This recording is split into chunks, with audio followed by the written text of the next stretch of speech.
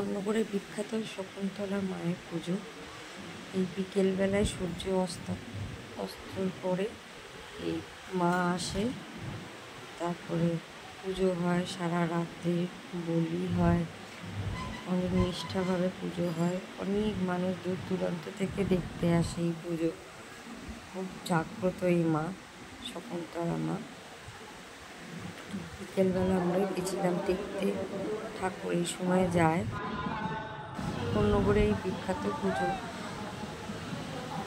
পুরো সেদিন সারা রাত ধরে পুজো হয়। অনেক দূর দূর থেকে লোক আসে দেখার জন্য। চারিদিকে পুরো জমজমাট হয়ে যায়, দোকানপাট মেলা বসে, কত লোক। এখন আমরা রাত্রিবেলা দেখতে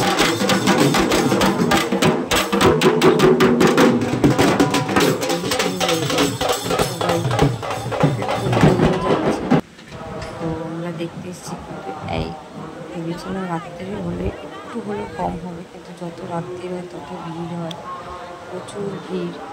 আমাদের এই দর্শন হয়ে গেছে, এইবার আমরা বাড়ি যাব। আর এই ঠাকুর হচ্ছে সূর্য উদয়ের আগেই হয়ে যায়, বিদায় দেয় আবার পরের বছর আসার জন্য। অনেক মানুষ দূর দূর থেকে আসে শুধু দেখার জন্য, কারণ খুবই জাগ্রত এই মা। ফলে মনের বাসনা পূরণ করে মন থেকে চাইলে। তো বিদায়ের বেলা এখন আসছে বছর আবার এ সময়। সবার মঙ্গল করুন।